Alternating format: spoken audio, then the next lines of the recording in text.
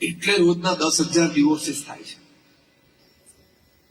આની પરથી ખબર પડી ને આપણી મેન્ટાલિટી કેટલી મીન અને ચીપ હોય છે. બીજું, આપણામાં કોઈ મેચ્યોરિટી લેવલ નથી.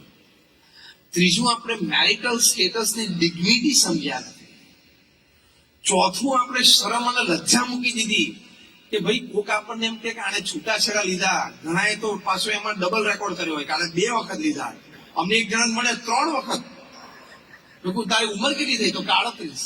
તો લગ્ન નથી કરે? તો કે ના, તો 3 વખત થઈ ગયા, 3 વખત છૂટાછેડા થઈ ગયા. હવે જોઉં છું ચોથું કોઈ ગોઠવાય તો લે. મનમાં કીધું આને શરમ આવી જોઈએ કે 3 જગ્યાએ તે જ નક્કી કર્યું છે, કોઈએ તને બાવડું પકડીને ચોરીમાં બેસાડ્યો નથી. હા કે ના? બાવડું પકડી કોઈ ચોરી બેસાડ્યો છે? તારી ચોઈસ હતી, તે પૂછી લીધું, વાત કરી લીધી, પછી તું આટલું ટોલરન્સ અને કોમ્પ્રોમાઇઝ ના કરી શકે? તો એ હ્યુમન ડિગ્નિટી છે. અને જો યાદ રાખજો, જેને એક જણા જોડે ના ફાવ્યું એને બીજી જણા જોડે ફવડાવવા માટે પ્રયત્ન તો બહુ કરવો પડશે. હું નથી કહેતો નહીં ફાવે, પ્રયત્ન તો બહુ કરવો પડશે. અને એક જણા જોડે મનનું ના મૂક્યું તો બીજા જણા જોડે મનનું મૂકવું પડશે. If the first one is okay number 1 and number 2 but not okay in number 3 or number 4, the second marriage may not be okay in number 1 and number 2. ક્યાંક તો કોમ્પ્રોમાઇઝ કરવું જ પડશે ને. હા કે ના? ચલાવી લેવાનું. તમે અત્યારે મોટલ પર કામ કરતા હો, જો સરસ બીજો એક પ્રેક્ટિકલ દ્રષ્ટાંત આપું, અને તમે સાંજે ઘરે આવો અને તમારા વાઈફ કે જો આપણે નવા કર્ટેન્સ કરી નાખ્યા વિન્ડોના, તમને સરપ્રાઈઝ આપે, કેવા લાગે છે? તો જવાબ શું આપવાનો? બોલો બોલો. મસ્ત લાગે છે. પછી બીજું બોલો, શબ્દ બોલો. સરસ. પછી નાઈસ, જોરદાર. બસ તમને બધાને પ્રવચન ફળી ગયું. આ જવાબ આપતા આવડ્યો ને એ પ્રવચન ફળી ગયું. હવે તારે ક્યાં આખી જિંદગી આ પડદાની સામે જોઈને બેસવાનું છે? જિંદગી કાઢવાની એની સામે? સારા છે ભાઈ, પીળા હોય કે બ્રાઉન હોય, what makes you the difference? Be mature. Fine, good, excellent. અને તમે આ 3 શબ્દ બોલો એટલે જો રોજ રાત્રે ગરમ ગરમ ખીચડી મળે છે કે નહીં? જો લાઈફ ટાઈમ.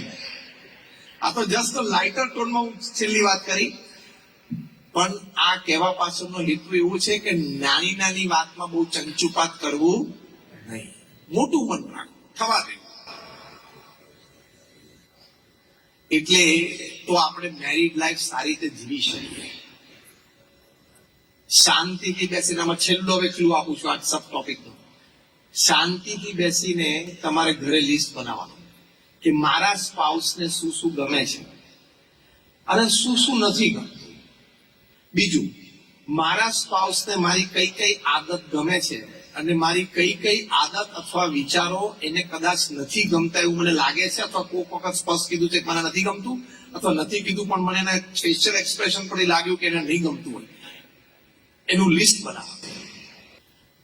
છૂટાછેડા થાય તો કોર્ટમાં લોયર પાસે લિસ્ટ બનાવવું પડે, પ્રોપર્ટીનું, બીજું ત્રીજું. અમે તો આટલા તોલા આપ્યું હતું, પછી આમ કર્યું હતું, આનું આમ કર્યું હતું. એની કરતા અત્યારે આ લિસ્ટ બનાવો પેલા, તો પેલું બચી જશે. અને એ લિસ્ટ બનાવીને ફોકસ કરો કે my spouse doesn't like this area of mind, I need to work on this area. For example, તમારા સ્પાઉસને કોઈ એક્સ પ્રકારનું ડિસ્કશન નથી ગમતું. For example, politics. દ્રષ્ટાંત આપું છું કે તમને પોલિટિક્સમાં રસ છે અને તમારા સ્પાઉસને પોલિટિક્સમાં રસ નથી, અથવા એને નથી ગમતું. બને ને, ચોઇસીસ હોય છે. તો તમારે નક્કી જ કરી નાખવાનું તમારા સ્પાઉસની હાજરીમાં પોલિટિક્સની વાત કાઢવાની જ નહીં. શું ફેર પડે છે તમને? ઓફિસમાં જાઓ ત્યારે કોઈ તમારા જેવો પોલિટિક્સનો રસ હોય ત્યારે અડધો કલાક ખેંચી કાઢો ને. સી, આ વાત નાની છે પણ હું તમને પ્રેક્ટિકલ સમજાવું છું. આ વાત નાની છે પણ practically it can save your marriage. Practically it can create happiness in married life. Practically, it has the power to create a strong bonding between the two.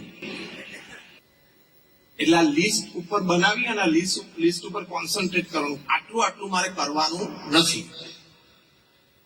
Smartness in communication and correspondence, the top class management guru says, people know what to do, people don't know what I'm not supposed to do, and that creates the problem. આપણને શું કરવાનું છે ખબર હોય છે, પણ શું મારે નથી કરવાનું ને, આટલું નથી કરવાનું, એની ખબર નથી ને એનો પ્રશ્ન છે. એટલે આ ઇશ્યુઝ છે. બીજું એક ફેમિલીમાં ધ્યાન રાખવાનું કે જો મધર ઇન લો અને ડોટર ઇન લો ના ઇશ્યુઝ તો યુનિવર્સલ છે જ, ત્યાં થોડું ફ્રિક્શન આવશે જ, પણ ત્યાં તમારે ગ્રીઝિંગ નો role proper as a gentleman તમારે પ્રોપરલી પ્લે કરવાનો, જ્યુડિશિયસ બેલેન્સ રાખવાનું.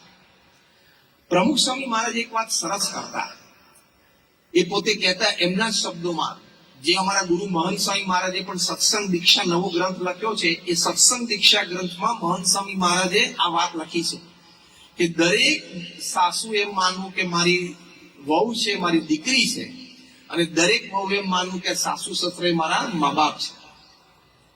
એવો ભાવ રાખવો અને પોતાની જાતને રોજ કહેવું કે આ વહુ છે મારી દીકરી છે, વહુ છે મારી દીકરી, એવું બોલવું, એનો ભાવ પ્રગટ થતો તમારા અંતરમાં. એવી રીતે યંગ વાઇફે પણ બોલવાનું કે મારા mother in law, daughter in law are my parents, I have to treat them as my parents, I have to take care of them as my parents, I have to serve them as my parents. અને મહંત સ્વામી મહારાજે સત્સંગ દિશા ગ્રંથમાં લખ્યું છે કે સાસુ સસરાની પણ માતા પિતાની જેમ સેવા કરવી. આ તો કામ પતી જાય પોતાના રૂમમાં જતા રહે, કામ પતી જાય બેસે નહીં, ધેટ્સ રોંગ. વહુ તરીકે સાસુ સસરા સાથે રોજ સમય કાઢીને બેસવાનો પ્રયત્ન કરવાનો છે, ખાલી કામ પૂરતું કામ નહીં કે મેં મારું કામ પતાવી દીધું, I am okay, now I have friends, I have mobile, finish, I go in my room. Bonding જ નહીં થાય. એટલે આ વાત લખાણી છે.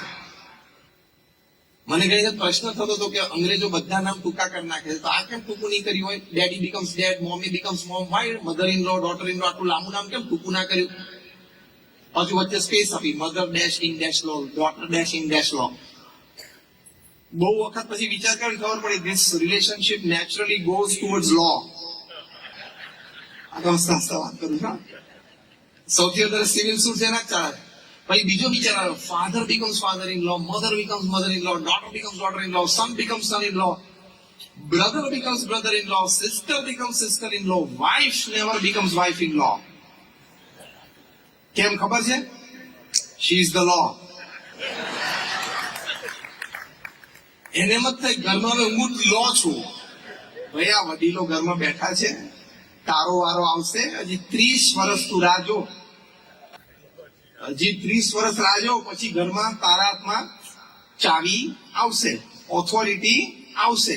તારી માં તને પિયર માંથી ચડાવે કે આવી રીતે ચાવી લેવાય, એમાં ચડી ના જઈશ, તારી જિંદગી બગડશે. હવે બગ મૂક્યું એવું લાગે છે કે નહીં ઘરમાં? આ બધાના ઉપાય રૂપું તમને આ ત્રણેય વાત કરી એનો એક સરસ ઉપાય આપું કે આ ક્યારેય તમારા જીવનમાં ન બને એવી એક સરસ દવા છે. બોલો આપું? પ્રમુખ સ્વામી મહારાજ કહેતા કે ઘર સભા નિત્ય કરવી. અત્યારે અમારા ગુરુહરિ મહંત સ્વામી મહારાજ પણ એનો આગ્રહ રાખે છે.